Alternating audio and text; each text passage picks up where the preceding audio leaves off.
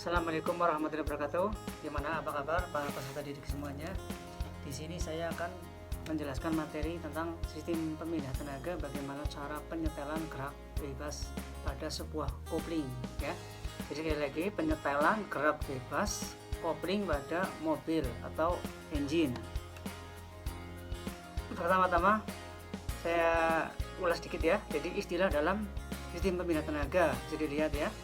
Jadi itu yang paling umum itu clutch adalah kopling, kemudian gearbox, transmisi, panel drive, penggerak akhir, diferensial yang akhirnya disalurkan ke roda kendaraan. Jadi ini adalah istilah-istilah yang paling sering dalam sistem pemindah tenaga.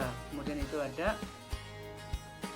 dogclub ya, kopling jenis bergigi. Kemudian itu synchromess. Jadi synchromess itu penyama putaran roda gigi. Penyama putaran roda gigi itu istilahnya synchromess. Selanjutnya flywheel, ini yang paling sering ya. Paling sering kita dengar itu flywheel, roda gila. Roda gila atau roda penyimpan gaya kelembaban putaran mesin. Sekali lagi, roda gila. Roda gila ya, jadi flywheel, fly itu roda gila.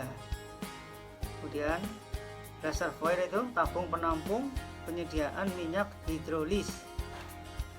Kemudian ada bermacam-macam sistem penggerak kopling.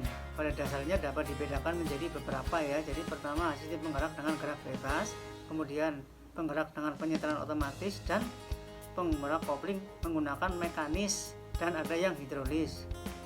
Yang paling sering digunakan itu biasanya sistem penggerak dengan gerak bebas. Ini kebanyakan mobil itu menggunakan sistem ini. Kemudian pada sistem penggerak hidrolis, letak skrup penyetel biasanya pada batang penekan silinder kopling. Seperti gambar bisa diamati ya. Jadi nomor 1 itu mur, nomor 2 mur penyetel, kemudian nomor 3 batang penekan. Sedikit ada gambaran ya. Kemudian ini pada sistem penggerak mekanik biasanya dipakai kabel.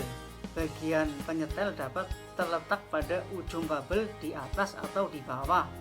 Ini penerapannya pada mobil umum ya, seperti Toyota Kijang dan Corolla DX. Ini seperti ini. Seperti mobil ini menggunakan sistem yang tadi. Nanti coba kita. Kemudian ini Toyota Kijang ini seperti ini juga. Jadi menggunakan kopling jenis yang kabel. Kita lakukan penyetelan jarak bebasnya nanti ya. Pengoperasian unit kopling sistem mekanik menggunakan kabel. Ingat ya, kabel baja yang menghubungkan pedal kopling dengan tuas pembebas kopling. Saat pedal kopling diinjak, maka akan menarik kabel yang diteruskan dengan menggerakkan ini, sehingga pelat kopling bebas terjepit oleh pelat tenekan. Saat pedal dilepas, maka pedal kopling akan dikembalikan ke posisi semula oleh pegas pengendali. Ini ya, ini gambarnya seperti ini. Gitu ya. Ini yang paling sering digunakan di mobil-mobil umum. Ini lagi ya. Ini yang kita setel itu ini ya. Jadi yang tanda panah atas itu kita beri pelumas. Kemudian yang di setel itu yang bagian bawah. Beri pelumas dan setel menggunakan kunci ya, menggunakan kunci pas ataupun kunci yang sesuai dengan ukuran SST. Ingat-ingat ya. Mengapa, pertanyaannya kan, mengapa gerak bebas kopling dapat berubah dan perlu disetel?